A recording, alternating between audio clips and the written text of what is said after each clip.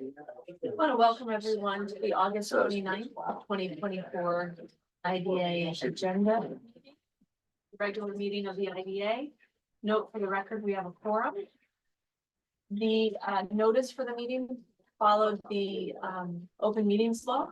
And with that, I'm going to turn it over to Kelly to see if we have any comment cards for public comment. We do not have any that were submitted, Lori. Okay. No. So then let's go into new business. We start with a roll call. Absolutely. Great. Are you gonna do? the Oh, roll call? sure. Okay. Sarah Lancia, Present. Kevin Harvey, Present. Sonda Cochran. It's not arrived yet. Chris Damianos, Present. Greg Casamento. He's not arrived yet. Josh Slaughter Present. and Brian Biedenbender has an excused absence today. Okay, Any other business that we need to? or not at the moment. Thank you. Thanks, Kyle. Should we go into the first item? Yes, absolutely. So the first matter before the board today is Good Meats LLC, Casanova Market Incorporated. This is a wholesale distributor of certified meat, beef, poultry, fish, pork, and miscellaneous grocery items. They specialize also in kind of unusual cuts of meat, goat and oxtail, and some real specialty items. It's a market a niche market that they got into a long time ago. So they're looking to purchase, renovate, and equip a 50,000 square foot building on 4.6 acres. And there's an adjacent flag lot. The facility is at 430 Wireless Boulevard. And it used to be used for distribution of certified meat, poultry, and miscellaneous grocery items. Interesting, it's Food Authority was located at that location. And they are now moving to Harts Mountain in Millville to one of the large. So the great news for Joel Broadman and his family, actually it's a family run business, is that it had it already equipped with a lot of cold storage, which is something that was critical for their business. So I know Chris and I were in a discussion about the high cost of the building, and that was one of the reasons for that. So I am going to let them speak to the details of that, but like I am missing my, thank you. One thing I'm missing, let me just grab the, forgive me, we had to redo a couple of things this morning. So as far as the cost benefit analysis, this is a standard 485B, which is a 10-year and a 50% reduction. Sales tax benefit is being offered on, and that totals about 77,000. The mortgage recording tax is about 90. And the overall property tax savings is 563,000, which works out to be about a 27.5% savings over the life of the pilot. So they'll be paying 73% into the pilot. I'd like to invite Hunter. I'm sorry, Hunter Broadman. Yes. And Drew Pressberg up to the table. And they're going to spend a few minutes talking about the company and happy to answer any questions you might have. Good afternoon. Pleasure to be here. Welcome, Madam Chairman, members of the board, esteemed council, very esteemed.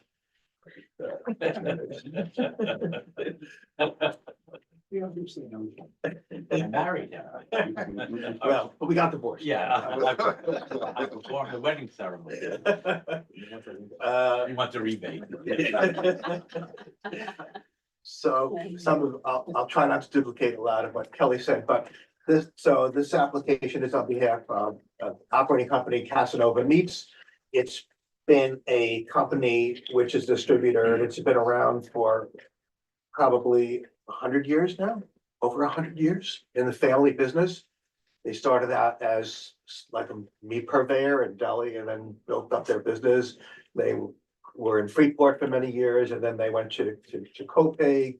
And then eventually to West Babylon, where they currently own a very crowded overstocked facility where you can't even move. And unfortunately, the company can't even grow. I mean, they have tremendous business opportunities that they can't even accept because they have no ability to store their refrigerated and frozen goods. So they are a distributor. They're not a butcher, although they do first, some restaurants do, they have what they call a cutting room. So they do cut some meats from bigger portion into a smaller portion. A lot of it just comes in frozen and goes out frozen as a distributor. And so, you know, they do some specialty work, but so most of their customer bases are like the bodegas, small supermarkets, fine restaurants. They cater tremendously to the Hispanic and Latin communities, and Filipino communities. They, as Kelly pointed out, they bring in a lot of specialty meats. I mean, you know, unfortunately, it doesn't come from Long Island. So from Long Island first point of view, from their other suppliers are fine, but their meat basically comes from the Midwest. And a lot of it is imported, you know. So Well, that's because we don't have a local. we don't have cows growing on our, you know, too many cows, not too many cows, maybe some chickens, you know? Yes. Yeah, so the project is designed to acquire 50,000 feet, which is currently has all the infrastructure available to the company. 90% of it, they have to add a little more freezer, but what's made the building attractive. There was an article in last week's Long Island Business News, I don't know if you saw it, about the lack of cold storage facilities in Long Island and the value to them, and how some of the bigger developers are now going to start building, you know, huge multi-tenanted cold storage facilities, which is something that we don't have here, which is, well, we had to look elsewhere. We actually did on a run with Cushman Wakefield to find cold storage, and they are in the Jersey corridor, in those huge multi-tenanted buildings, like along the turnpike. And, you know, but we wouldn't own. We could rent, or we could build from scratch. You know, the cost is a lot less, and the attractiveness to this building is, this is $4 to $5 million worth of infrastructure. And truthfully, on a per square foot basis, I think my client is breaking the record for property in Hop Hop. 50,000 feet, $19 million is the purchase price of this property. So there's a tremendous outlay of capital here. It's being financed by M&T Bank, and there's going to be an SBA 504 second mortgage on it, and minimum of $3 million cash equity from the owner's family. Family-owned business. This is one of the owner's sons. He has two in the business, and Hunter. And they actually recently landed this huge contract with, like, for example, the company that makes the Jamaican meat patties.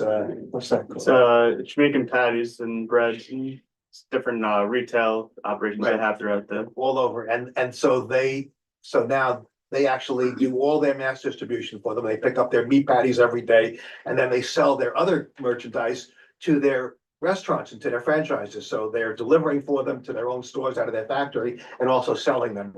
But the problem is, it's a huge contract, and they don't even have the room to fulfill right now. So timing is critical. The need for the facility they're going from about 18,000 feet into 50,000 feet. So huge expansion for them, huge capital investment, you know. They've taken advantage of every square foot of their location. Joe and I visited them, and it's amazing to It's us. just stacked to how the they hilt, do it. you know, right, No one believes we do the business out of what we're working with, always. right. So they're tacking at night, they're distributing in their straight trucks, their small trucks, delivery trucks in the morning to all their customers, to restaurants. Their market is generally tri-state. It's New York, New Jersey, and Philadelphia, which is why if they did, when they started looking at places, they started looking in central New Jersey, because they were kind of right in that corridor for their sweet spot, you know. But, you know, like we say, the owners live here in Long Island, they want to live here on Long Island, they have roots, they have to make it work. You know, this is, over a $20 million project, and with the IDA benefits, it just makes it obviously more palatable to them. Still a lot of arm bending, because this is a huge investment.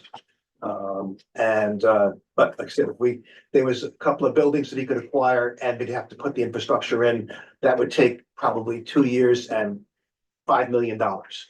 So this company, like Food Authority, who's in there, they didn't have as much freezer as they did refrigeration, so we need freezer to store goods to have a better shelf life. They have 82 employees right now, and full-time employees.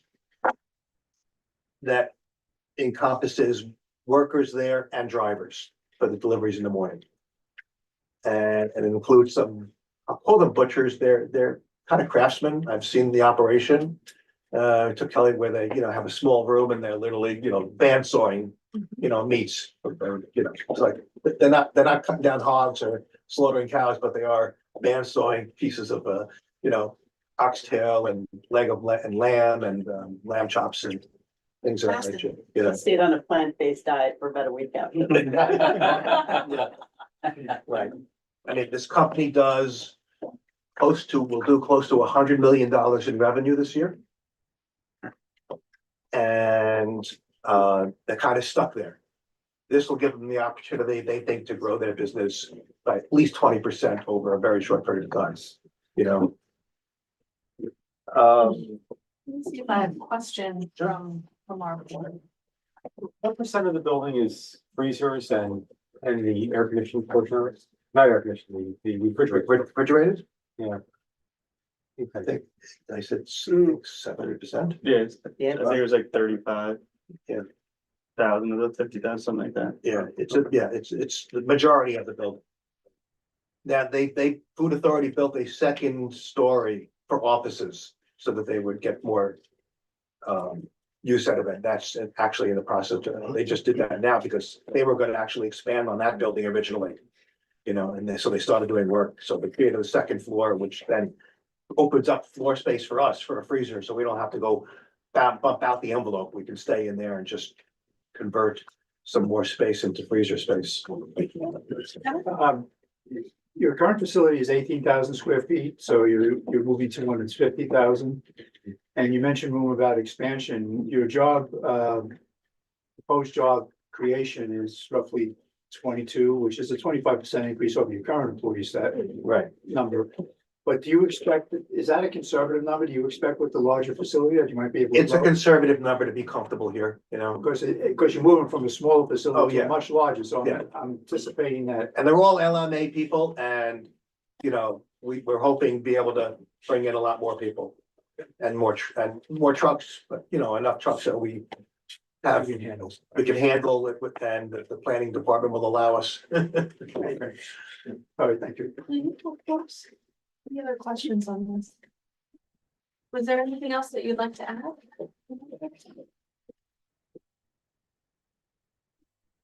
Okay. What's the pleasure of the board? I'll make a motion to approve. Second by Josh. All those in favor? Hi. Thank you very much. Thank you. Appreciate it. Thank Great, you. thank Goodbye. you. Thanks. Thanks.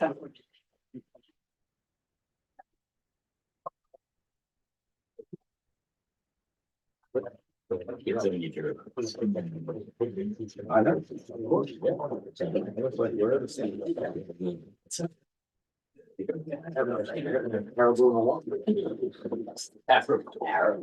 Whatever, lights and that's the new. Right, and the new, yeah. Okay, next item. Next item is, this is Nationwide Exhibitor Services, Inc. Also, the real estate holding company is William J. Lott Realty LLC. They manufacture trade show exhibits and architectural fabrication and creative brand experiences, applications for private and corporate events. They are looking to purchase, renovate, and equip a 75,000 square foot existing building And it's on 4.1 acres, located at 40 Adams Avenue in the Innovation Park at Hub.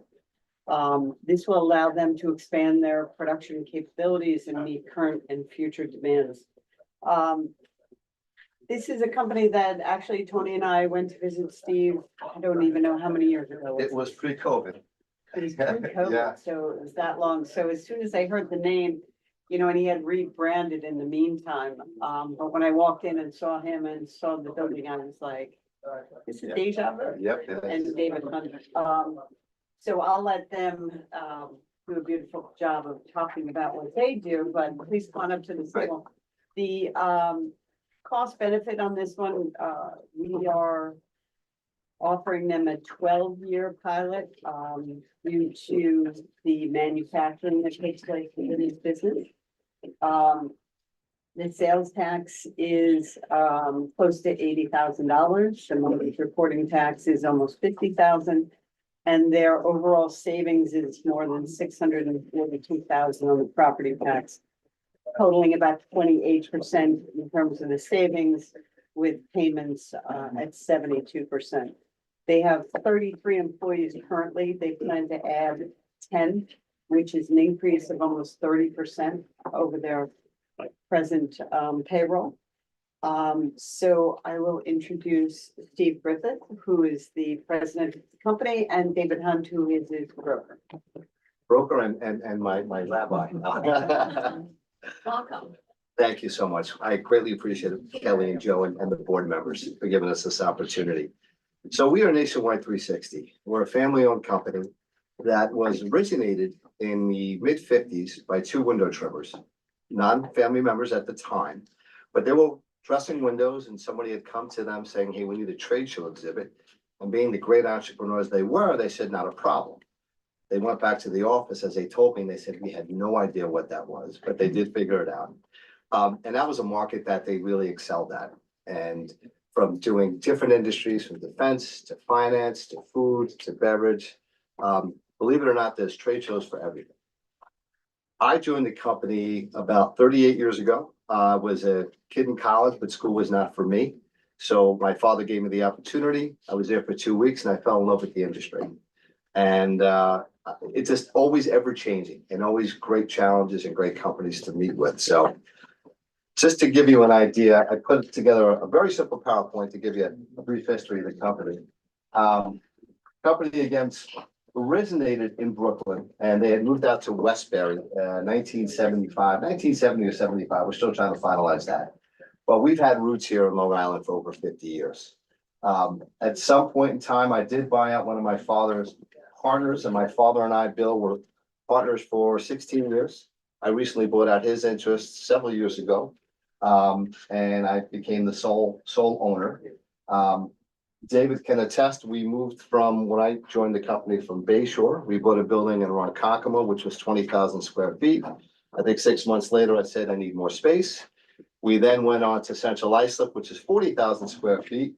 Probably a year and a half later, I said, I need more space. And that's why we are targeting and focusing on the building in Hop Hog.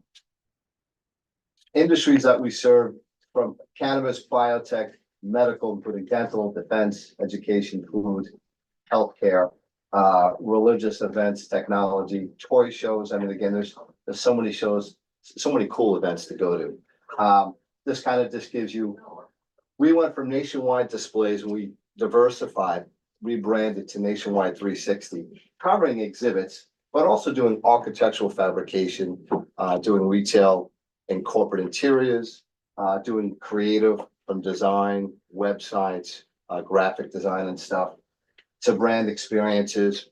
We recently just did a project at the US Open for Faya Yogurt, where we did a build out for them and some graphic areas because they became a long-term sponsor to the event. And managing clients' exhibits programs, and some of their other marketing programs, whether it be hard assets or just some conceptual items that we would be creating and working with. So just kind of gets into some of the history that I just went over. But I really just wanted to show you some examples. You know, 1-800 Flowers has been a long-term customer of ours. Faya, we just built the factory in Johnstown, New York, about 7 or 8 years ago, because they literally would fly a cargo plane every day of product. And they decided to build the plant up there in Johnstown, which has worked out tremendous. But this is at the US Open, Festo Corp. We started working with them about 3 years ago, Henry Schein. And some of these exhibits you see are owned, some of them are rentals, and we provide both solutions. Sartorius, Severoli. The last part of this presentation is when the pandemic hit, our industry was crushed. I was at a show in Los Angeles. It was our biggest show to date. We had 55 clients at this show. It ended up being canceled before it even opened. Did not know what COVID was, but of course we all found out what it ended up being. We had the opportunity to build temporary hospitals. My team had took the initiative saying, the concepts we do for exhibits, we can apply to building hospital rooms. So we were successful in building 3 projects. One at Old Westbury, which was 1,100 hospital rooms, which the complete hospital was built in 28 days. We were one of the partners. From clearing the pavement, pouring asphalt, HVAC, oxygen, electrical, tents, the partition rooms. It was quite intense. And we also did 2 more projects in the state of Massachusetts. So during the pandemic, we built temporary hospitals. We did virtual exhibits because that was a bridge because people couldn't meet face to face. And we also did partitions. What is so interesting, it was the hardest time for the company, but yet we invested so much because we were blessed to have these opportunities that come our way, and my team was able to take it to the next level. So with that, we decided, hey, we do a lot of things besides exhibitions, and that's where the Nationwide 360 came to in diversifying and expanding our branding. So here's just an example of some virtual exhibits that we had done, which I did not think would take off, but we did quite well with that. Banco Dental, the pension boards, this was for a church organization. And that's it. So Can I add a little? please, why not? Why not? When I'm explaining the company, the core business is trade shows. So if you have a product that you're manufacturing or distributing and you go to trade shows, and that's an awful lot of companies, Nationwide 360 does it all soup to nuts. So they'll work with your existing branding and design an exhibit. Their manufacturing facilities are what, about 20,000 square feet now. It's just in manufacturing. They manufacture the exhibit. It's all designed to break down and be shippable to any place in the country. So these exhibits are, most of them are in what, 8 by 8 Crates, yeah. Shipping crates. Yeah. They'll ship the display that they built for you to Chicago, Las Vegas, Los Angeles, wherever the trade show is. They'll fly out. I've told Steve many times I'd like his frequent flyer miles because he is all over the country. And his client base is also all over the country. And this is one of those examples going back to the first applicant here, where he really shouldn't be on Long Island. You know, he should be in the Midwest because he's shipping or should be shipping east, west, north, and south. And he lives here. It's home. He's my friend. He won't leave me. So his team will fly out to the convention, set it up. So his client just walks in, the exhibit's all set up, ready to go. They just go in, they sell, they leave. When the trade show is over, he breaks it down, he ships it back, he stores it for them until the next trade show. And in a nutshell, that is I would say the core of your business. Yeah, because not everybody builds a new exhibit every day, but we do maintain it and we ship it. When we do our installs around the country, they're all union. But the majority of our vendors that we get our supplies from are here on Long Island, which is a tremendous asset. Just coming out of COVID, getting lumber, I think we all experienced that, but that was a huge value for us. But to David's point, a lot of my competitors are in the Midwest or they're down south. But this is home and this is where we hope to remain. So. Great. Thank you so much. Thanks. Questions? Yes, Josh. Not really a question, just, wanted to say, I do disagree with one thing you said. I don't think he belongs in the Midwest. We think he belongs here on Long Island, so. Oh, that's why I'm here. We appreciate, the commitment to staying here and, if we're able to help make that happen, all the better, so. That would be greatly appreciated. And that's my vision and my dream. Any other comments, questions?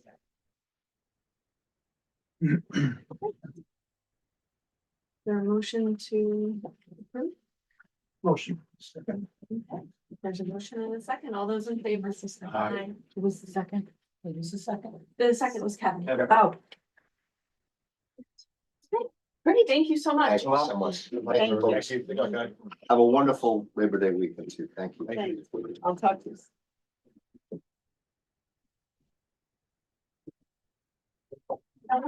Document processing, We do not have any. the minutes. Yes. So the minutes have been previously distributed from the June 27th meeting. Any comments or corrections on them?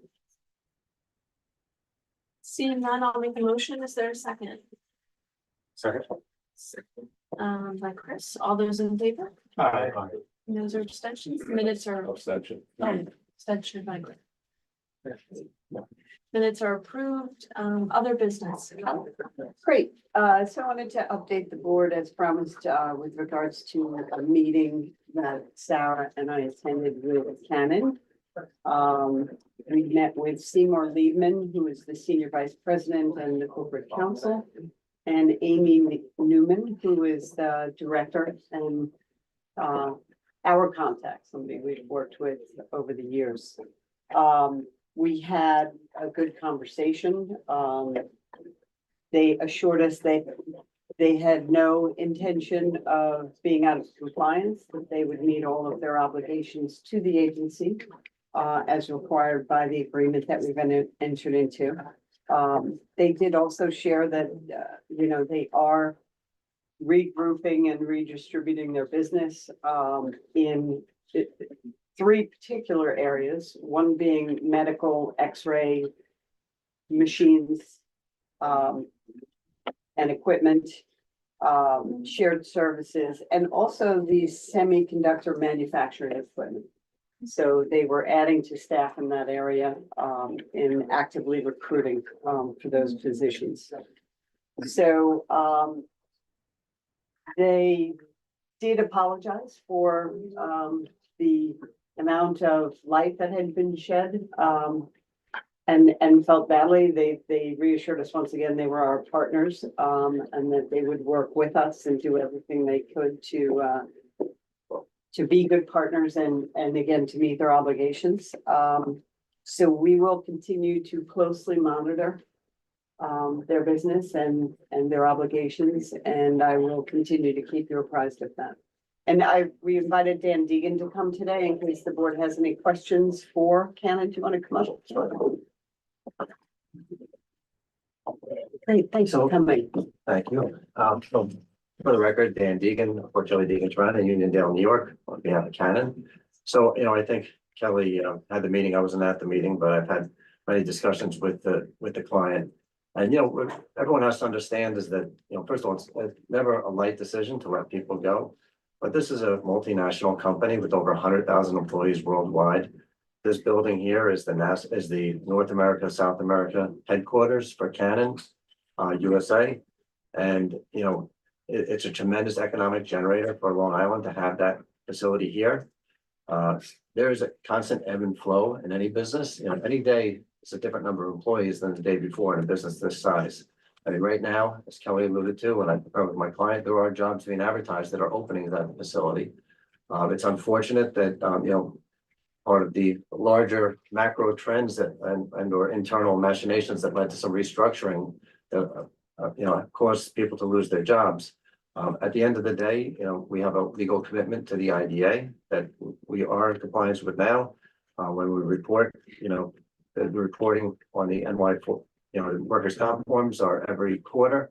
Those aren't due yet, so we don't have that information, but we've been assured between them, and there's also a tremendous amount of independent contractors at the facility in IT and services, security. There's a lot of jobs that are at this facility.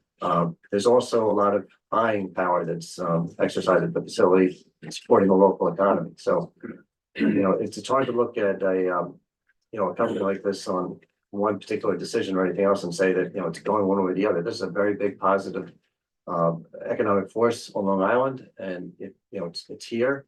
And, to me, this board has done everything possible in its power to support that fact. And, I know the company's very appreciative. Probably there's some communication issues that maybe could have been handled better, but legally, we're in good shape as far as I understand. We've looked at the numbers and it's still in compliance.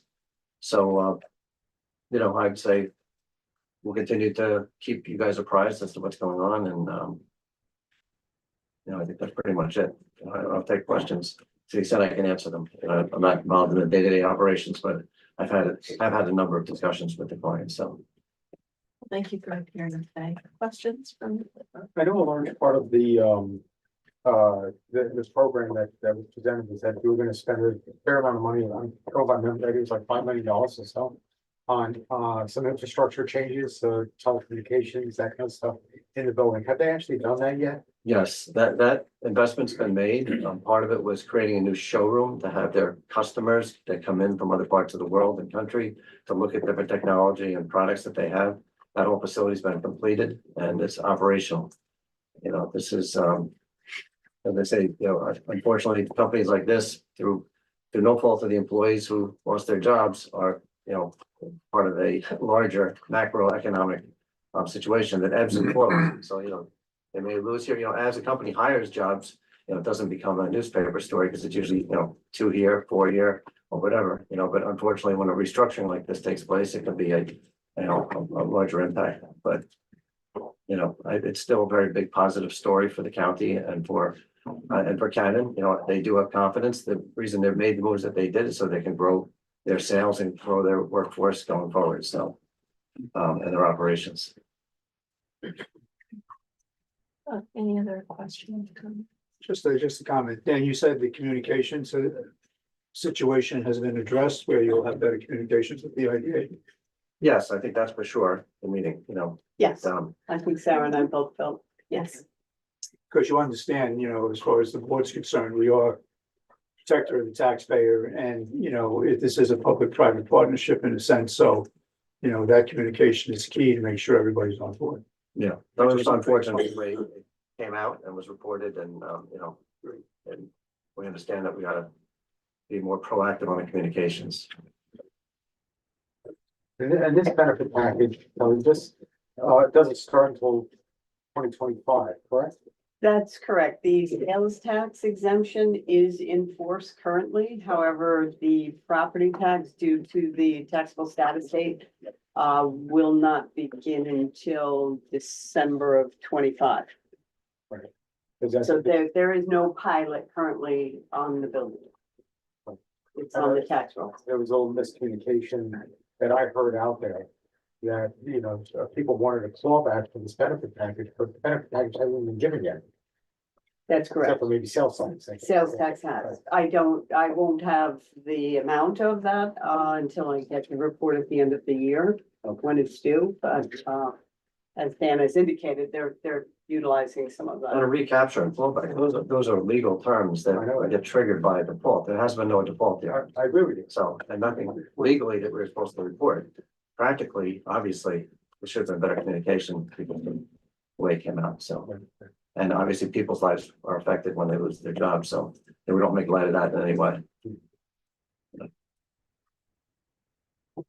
Other questions?